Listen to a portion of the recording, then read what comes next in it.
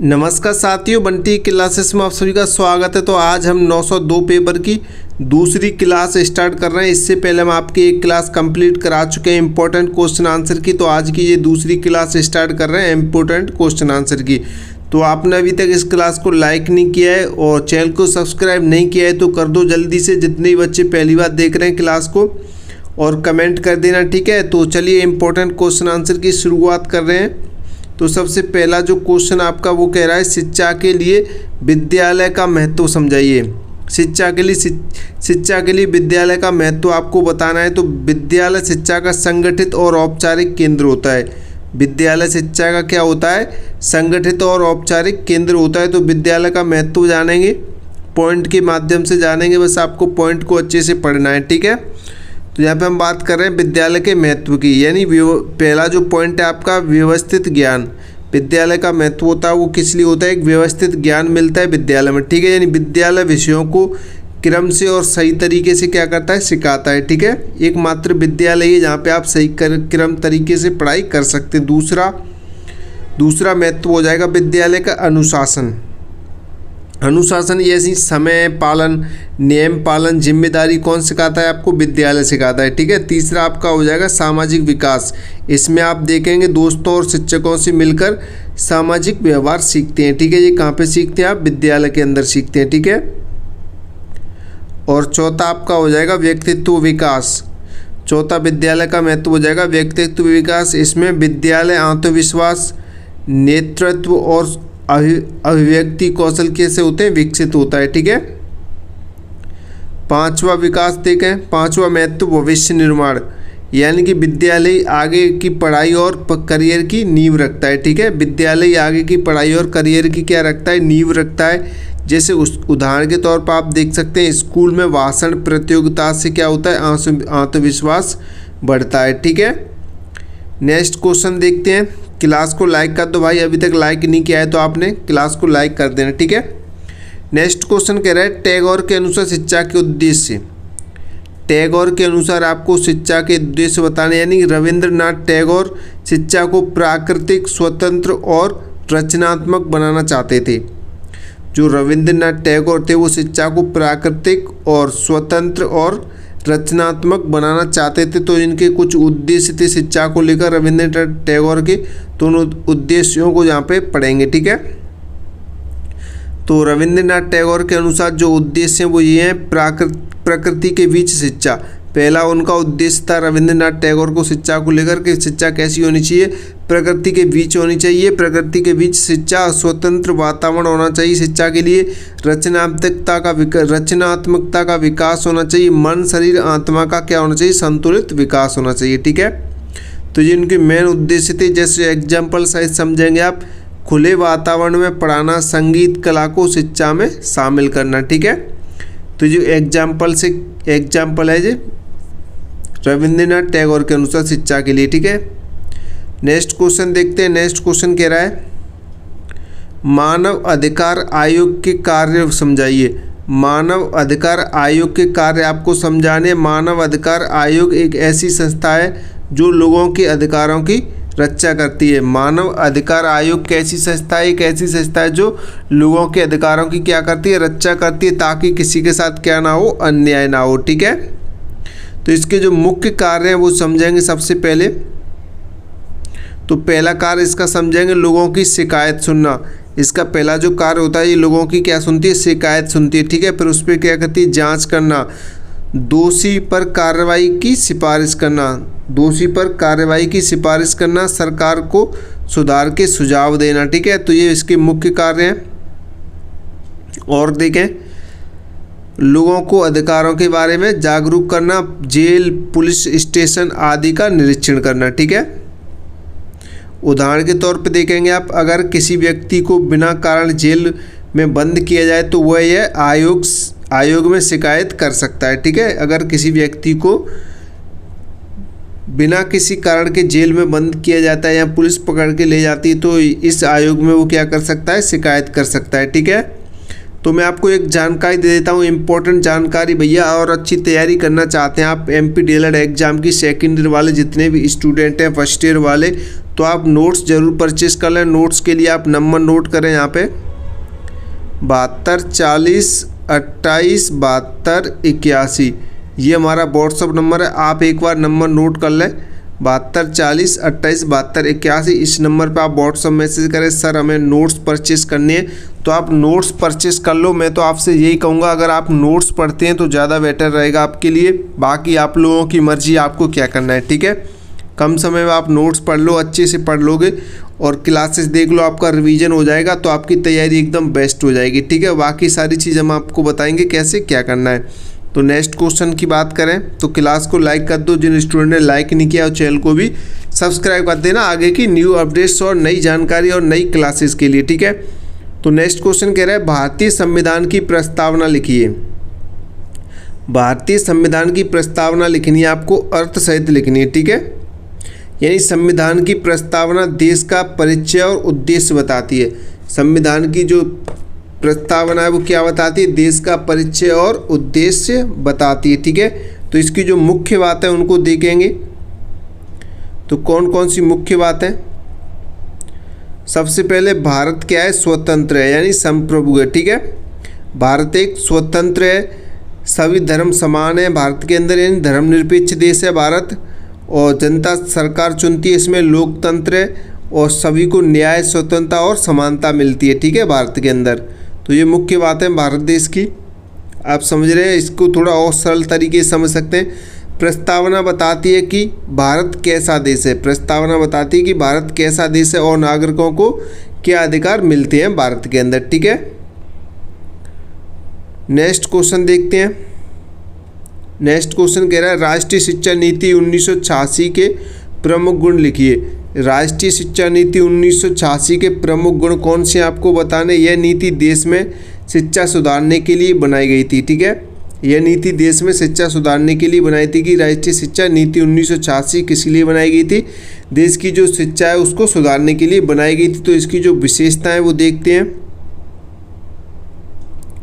राष्ट्रीय शिक्षा नीति 1986 की विशेषताएं, सभी बच्चों को क्या मिले, शिक्षा मिलनी चाहिए। लड़कियों की शिक्षा पर क्या जोर दिया जाना चाहिए। गरीब और पिछड़े वर्ग को मौका मिलना चाहिए। रोजगार से जुड़ी शिक्षा होनी चाहिए ताकि बच्चे पढ़ लिख के भी भटके ना, ठीक है। शिक्षक प्रशिक्षण में सुधार हो और विज्ञान और तकनीक पर ध्यान दिया जाना चाहिए, ठीक है। और यहाँ पे उदाहरण के तौर पर आप देखेंगे स्कूलों में मुफ्त किताब और भोजन देना ताकि गरीब बच्चे भी पढ़ सकें, ठीक है। क्लियर। तो आप इन्हें अच्छे से पढ़ें, इन क्वेश्चन को, नोट्स में सारे क्वेश्चन आपको मिल जाएंगे। नेक्स्ट क्वेश्चन कह रहा है औपनिवेशिक कालीन शिक्षा की प्रमुख विशेषताएं। औपनिवेशिक कालीन शिक्षा की प्रमुख विशेषताएं यानी कि ब्रिटिश शासन के समय शिक्षा का उद्देश्य भारतीयों को नौकरी के लिए तैयार करना था। जो ब्रिटिश शासन था तब जो शिक्षा का जो मेन उद्देश्य था क्या था, वो भारतीयों को नौकरी के लिए क्या करना था, तैयार करना था, ठीक है। अब इसकी जो विशेषता है वो देखेंगे। पहली विशेषता है अंग्रेजी भाषा पर जोर देना, ठीक है। रटकर पढ़ाई, भारतीय संस्कृति की अनदेखी, शिक्षा केवल अमीरों तक सीमित थी, ठीक है। ये किसकी विशेषता है, कौन सी शिक्षा की, औपनिवेशिक कालीन शिक्षा की, ठीक है। जो ब्रिटिश शासन में चलती थी, ब्रिटिश समय में, उस वाली शिक्षा के उद्देश्य है ये, ठीक है, विशेषताएं। उदाहरण के तौर पर आप यहाँ पे देखेंगे छात्रों को सिर्फ परीक्षा पास करना सिखाया जाता था, जीवन कौशल नहीं सिखाया जाता, ठीक है, उस समय ब्रिटिश वाले समय, ठीक है। नेक्स्ट क्वेश्चन देखते हैं। नेक्स्ट क्वेश्चन कह रहा है ज्ञान और सूचना में अंतर बताइए। ज्ञान और सूचना क्या होता है, इसमें आपको अंतर बताना है। तो सबसे पहले हम देखते हैं सूचना क्या होती है। सूचना क्या होती है, सबसे पहले ये जानेंगे कि सूचना होती क्या है। सूचना का मतलब है साधारण जानकारी या तथ्य, या सिर्फ बताती है तथ्य। सूचना का क्या मतलब है, साधारण जानकारी या तथ्य है, ठीक है। साधारण जानकारी या तथ्य है सूचना का अर्थ, ठीक है। मतलब यह सिर्फ बताती है कि क्या है, लेकिन क्यों और कैसे नहीं, ये नहीं बताती, ठीक है। ये क्या सूचना क्या बताती है, ये सूचना यह सिर्फ यह बताती है कि ये क्या है, कि ये क्या है, लेकिन क्यों और कैसे नहीं बताती, ठीक है। क्यों और कैसे नहीं बताती, ओनली बताती है कि ये क्या है, ठीक है।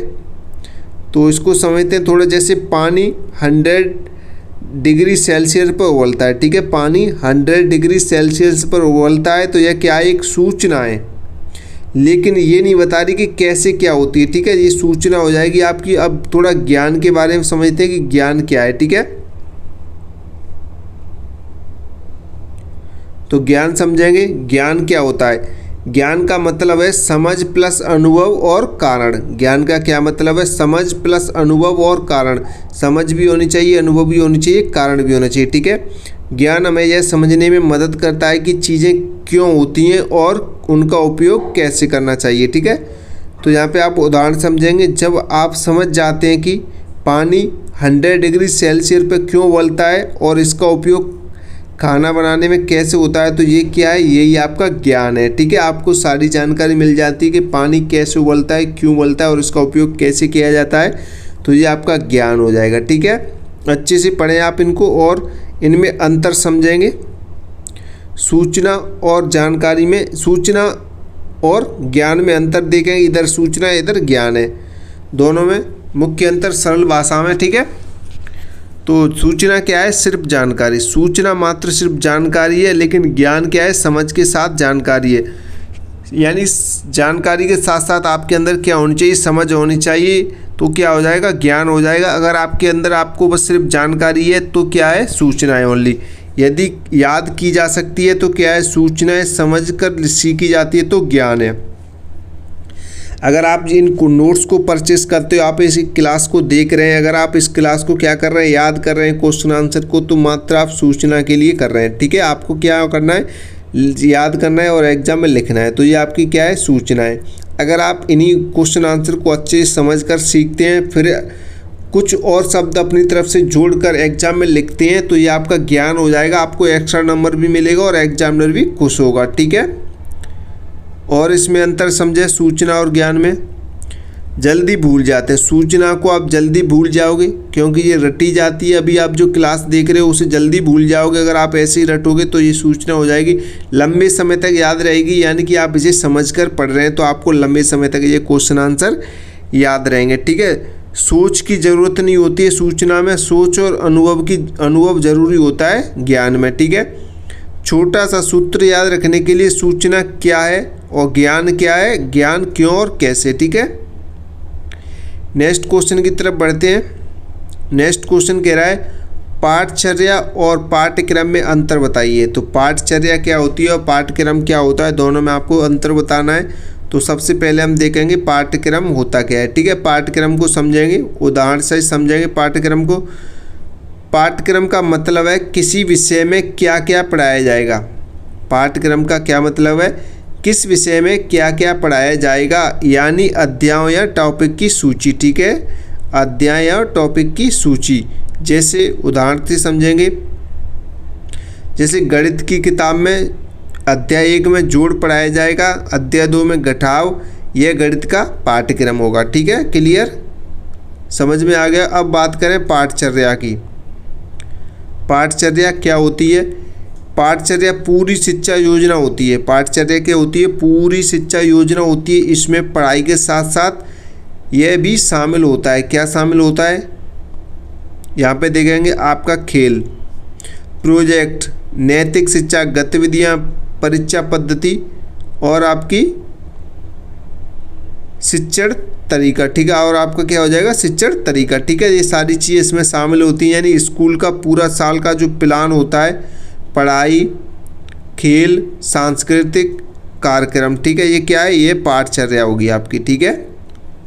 पूरा कार्यक्रम आपका साल का क्या हो जाएगा? पाठचर्या हो जाएगी। और पाठ्यक्रम आपका ओनली बुक से संबंधित होगा, यानी किताब, उसमें आप कैसे क्या पढ़ते हैं, ठीक है। गणित की किताब होगी, जोड़ घटाव, अध्याय 1 में जोड़ पढ़ने हैं आपको, फिर गुणा पढ़ने हैं, तो ये सारी चीज़ें आपकी एक बुक तक सीमित रहती हैं, वो पाठ्यक्रम हो जाएगा। लेकिन पूरी पाठचर्या आपकी पूरी साल का जो प्लान रहता है कि आपको पढ़ना, खेलना, सांस्कृतिक कार्यक्रम जो भी रहता है, वो पूरा एक क्या रहता है? पाठचर्या रहता है, ठीक है। क्लियर। क्लास को लाइक करो भाई, लाइक बहुत कम आ रहे हैं, ठीक है। लाइक करो और चैनल को सब्सक्राइब कर दो जिन्होंने अभी तक सब्सक्राइब नहीं किया है। और बंटी क्लासेस के नोट्स परचेस कर लो एक बार, और नंबर नोट कर लो। जो बच्चे नहीं जुड़े हैं वो 72 40 28 72 81, ये हमारा व्हाट्सअप नंबर है, आप इस नंबर पे व्हाट्सअप मैसेज करके नोट्स परचेज कर सकते हैं, इंपॉर्टेंट क्वेश्चन आंसर जिन्हें पढ़कर आप अच्छी तैयारी कर सकते हैं MP DL सेकेंड ईयर की। ठीक है, तो अब हम इसमें अंतर देखेंगे। आपने समझा था कि पाठ्यक्रम क्या होता है, पाठचर्या क्या होती है। अब इसमें मुख्य अंतर देखेंगे। ठीक है, तालिका के अनुसार, यानी कि जो पाठ्यक्रम होता है वो केवल विषय होता है, आपकी कोई सी विषय हो सकती है। पाठचर्या होती है वो पूरी शिक्षा योजना होती है। ठीक है, और जो पाठ्यक्रम होता है वो सीमित होता है और पाठचर्या आपकी व्यापक होती है। क्लियर। और क्या पढ़ना है ये क्या होता है, आपका पाठ्यक्रम होता है, और कैसे और क्यों पढ़ना है ये आपकी पाठचर्या होती है। ठीक है, किताब आधारित पाठ्यक्रम होता है, छात्र विकास आधारित पाठ्यचर्या होती है। ठीक है, याद रखनी है, यानी पाठ्यक्रम क्या हो, विषय सूची, और पाठचर्या आपकी पूरी शिक्षा प्रणाली होती है। ठीक है, कब से कब तक क्या क्या कैसे कैसे करना है आपको, किन किन चीज़ों को शामिल। ठीक है, सारी चीज़ें शामिल होती हैं वो पाठचर्या, ओनली विषय शामिल होती है उसे पाठ्यक्रम कहते हैं। ठीक है, थोड़ा और समझे, अंतिम समझ यानी दोनों वाक्य का सार समझे। सूचना बिना समझ की जानकारी है, ज्ञान समझ के साथ जानकारी है। ठीक है, सूचना बिना समझ की जानकारी है, ज्ञान समझ के साथ जानकारी है। पाठ्यक्रम पढ़ाई की सूची है, पाठचर्या पूरी शिक्षा योजना होती है। ठीक है, क्लियर। नेक्स्ट क्वेश्चन देखते हैं। नेक्स्ट क्वेश्चन क्या कह रहा है, श्री अरविंद घोष के शिक्षण विधि और शिक्षा संबंधी विचार बताने आपको। ठीक है, तो श्री अरविंद घोष के अनुसार शिक्षा के उद्देश्य की बात करें तो मनुष्य का पूरा विकास, यानी शरीर, मन, बुद्धि और आत्मा। ठीक है, तो इनके जो मुख्य सिद्धांत हैं उनके बारे में यहाँ पे देखेंगे।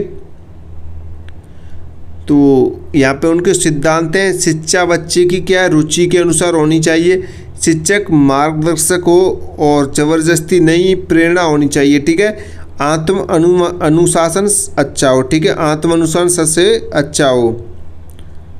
अब इसकी शिक्षण विधियाँ देखें, कौन कौन सी शिक्षण विधियाँ हैं। शिक्षण विधियाँ अनुभव से सीखना, प्रयोग करना, चर्चा करना, ध्यान और योग। ठीक है, ये इसकी शिक्षण विधियाँ हो जाएंगी। उदाहरण से समझें, पेड़ के बारे में पढ़ाते समय बच्चों को पेड़ दिखाकर समझाना चाहिए, नहीं तो बच्चे नहीं समझ पाएंगे। पेड़ दिखाकर समझाएंगे तो जल्दी समझेंगे और क्लियर और स्पष्ट भी समझेंगे। ठीक है, नेक्स्ट क्वेश्चन कह रहा है, गीजूबाई बधेगा के शिक्षा संबंधी विचार आपको लिखने हैं। तो शिक्षा का अर्थ समझे पहले, बच्चे के अंदर छिपी हुई प्रतिभा को बाहर लाना ही शिक्षा कहलाता है। ठीक है, शिक्षा का अर्थ होता है, शिक्षा के जो उद्देश्य हैं वो समझे, अच्छे संस्कार देना, आत्मविश्वास बढ़ाना, खुशी से सीखना, ये शिक्षा के उद्देश्य हो जाएंगे। विद्यालय का स्थान, यानी विद्यालय ऐसा हो जहाँ बच्चे डरे नहीं बल्कि खुशी से सीखें। विद्यालय के स्थान में आप लिख सकते हैं, विद्यालय ऐसा होना चाहिए जहाँ पर बच्चे डरे नहीं बल्कि अपनी खुशी से सीखें। ठीक है, अनुशासन यानी कि डांट या मार से नहीं, समझ और प्यार से होना चाहिए। ठीक है, उदाहरण में आप लिख सकते हैं, यदि बच्चा गलती करे तो शिक्षक उसे समझाए, यही सही शिक्षा है। ठीक है, नेक्स्ट क्वेश्चन देखें। नेक्स्ट क्वेश्चन कह रहा है, भारतीय संविधान की विशेषताएं लिखिए। भारतीय संविधान की विशेषताएं, तो भारत का जो संविधान है वो सबसे बड़ा है और विस्तृत संविधानों में से एक है। भारत का संविधान दुनिया के सबसे बड़े और विस्तृत संविधानों में से एक है। तो इसकी जो मुख्य विशेषताएं वो यहाँ पे नीचे लिखी गई हैं, इनको आप अच्छे से पढ़ेंगे। ठीक है, जो पहली विशेषता है संविधान की, भारत के संविधान की, वो है लिखित और विस्तृत संविधान। लिखित और विस्तृत संविधान। ठीक है, भारत का कैसा संविधान है, लिखित और विस्तृत संविधान है। इसमें सरकार के नियम, नागरिकों के अधिकार, कर्तव्य आदि सब विस्तार से क्या किए गए हैं, लिखे गए हैं। ठीक है, दूसरा संघीय व्यवस्था, यानी देश में केंद्र और राज्य दोनों की सरकारें होती हैं।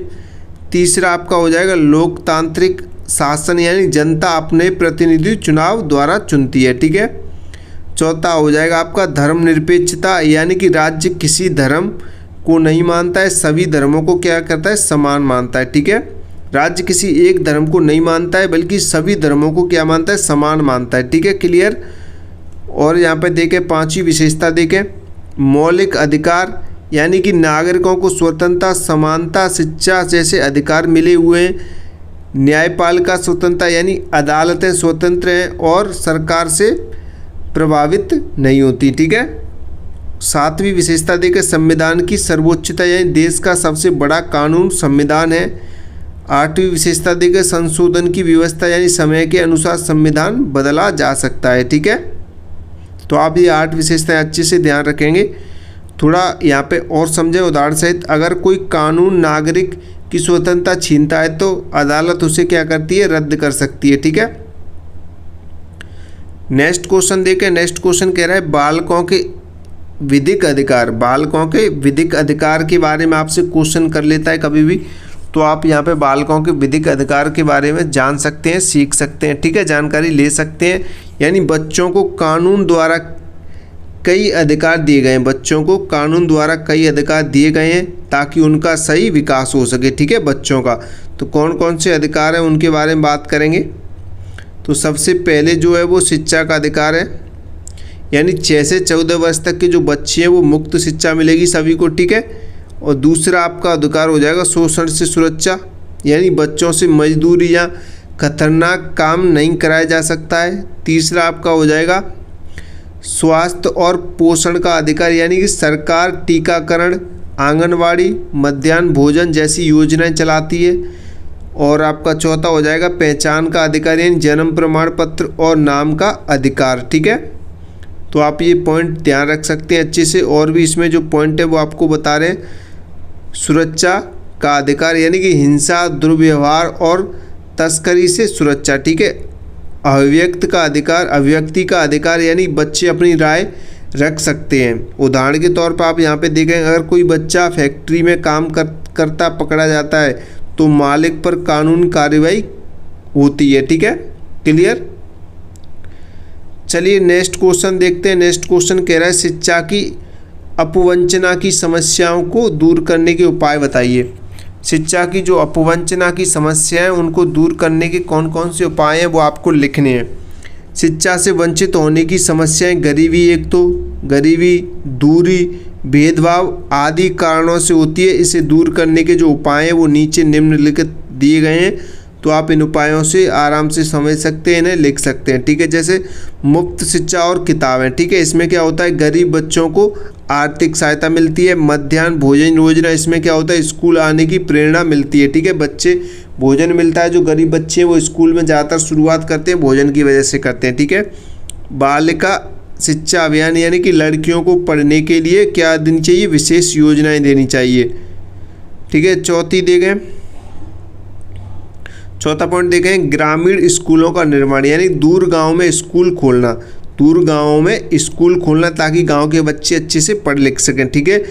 अभिभावकों में जागरूकता, यानी माता पिता को शिक्षा का महत्व समझाना चाहिए ताकि वो अपने बच्चों को अच्छे से पढ़ा सकें, अच्छी शिक्षा दिला सकें। छठा देखें, ऑनलाइन शिक्षा की सुविधा, यानी दूर क्षेत्रों के बच्चों को भी पढ़ाई का मौका मिलना चाहिए, इसलिए ऑनलाइन शिक्षा का भी सुविधा होना चाहिए। ठीक है। उदाहरण में समझे, अगर गांव में स्कूल नहीं है तो बच्चे पढ़ नहीं पाते, वहाँ नया स्कूल खोलना समस्या का समाधान हो सकता है। ठीक है, क्लियर। नेक्स्ट क्वेश्चन की तरफ बढ़ें। नेक्स्ट क्वेश्चन क्या कह रहा है, नेक्स्ट क्वेश्चन कह रहा है एक आदर्श शिक्षक के गुण, एक आदर्श शिक्षक के गुण आपको लिखने हैं। तो एक आदर्श शिक्षक वह होता है जो विद्यार्थियों का क्या करता है, मार्गदर्शन सही तरीके से करता है। उसके जो मुख्य गुण है वो नीचे दिए गए हैं, वो आपको पढ़ने हैं। ठीक है। एक आदर्श शिक्षक के गुण कौन कौन से होने चाहिए। एक आदर्श शिक्षक में गुण, एक अच्छे शिक्षक में गुण होने चाहिए। सबसे पहला ज्ञानवान होना चाहिए, यानी विषय का अच्छा ज्ञान हो, जो भी विषय वो पढ़ा रहा हो। दूसरा धैर्यवान होना चाहिए, यानी कमज़ोर छात्रों को भी प्यार से समझाए, ऐसा होना चाहिए, यानी डांटे नहीं। ठीक है। तीसरा ईमानदार और अनुशासित होना चाहिए, स्वयं उदाहरण बने। ठीक है, बच्चे उससे प्रेरित हों, वो भी एक ईमानदार है कि टीचर ईमानदार है, अनुशासित रहता है, तो बच्चे भी आपकी तरह ही सीखें, आपसे सीखें, आपको अपना एग्जाम्पल माने, प्रेरक माने। ठीक है। प्रेरणादायक होना चाहिए, यानी बच्चों को आगे बढ़ने के लिए उत्साहित करने वाला होना चाहिए। ठीक है। न्यायप्रिय, यानी कि सभी बच्चों से समान व्यवहार करने वाला होना चाहिए, सभी के साथ एक साथ व्यवहार और न्याय करने वाला होना चाहिए। ठीक है। सहानुभूतिशील, यानी कि बच्चों की समस्याएं समझने वाला टीचर होना चाहिए। रचनात्मक, यानी कि पढ़ने के नए नए तरीके अपनाने वाला होना चाहिए। ठीक है। एक ही तरीके से पढ़ाने वाला नहीं होना चाहिए। उदाहरण में देखें, जो शिक्षक कठिन विषय को कहानी या खेल के माध्यम से समझाता है वह बच्चों के लिए आदर्श शिक्षक होता है। ठीक है, तो ये एक आदर्श शिक्षक के गुण थे जो आपने अच्छे से पढ़े समझे। ठीक है, चलिए आगे बढ़ते हैं। तो यहाँ पे अभी मैं आपको बता दूं, अभी तक आपने बंटी क्लासेस यूट्यूब चैनल को सब्सक्राइब नहीं किया है तो जल्दी सब्सक्राइब करो भाई। वही बंटी क्लासेस यूट्यूब चैनल को इम्पोर्टेंट क्वेश्चन आंसर की और भी क्लासेस के लिए।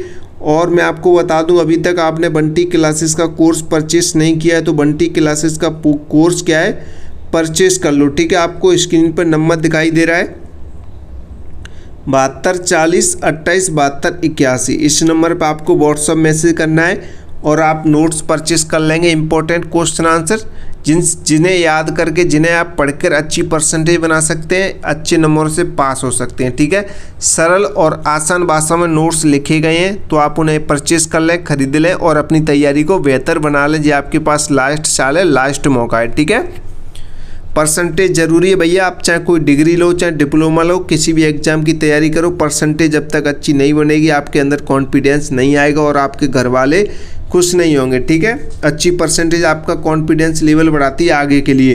तो नोट्स परचेस कर लेना ध्यान से। ठीक है, तो क्लास को लाइक कर दो, अभी तक लाइक नहीं किया है, और चैनल को सब्सक्राइब कर देना। ये 902 पेपर की आपकी दूसरी क्लास क्या होती है, कंप्लीट होती है। ठीक है, सारे इंपॉर्टेंट क्वेश्चन आंसर है, 1 या 2 3 बार जितना देखना चाहें उतनी बार देखें क्लास को और नोट्स परचेस कर लें। ठीक है, तो मिलते अगली नई क्लास में। जय हिंद, जय भारत।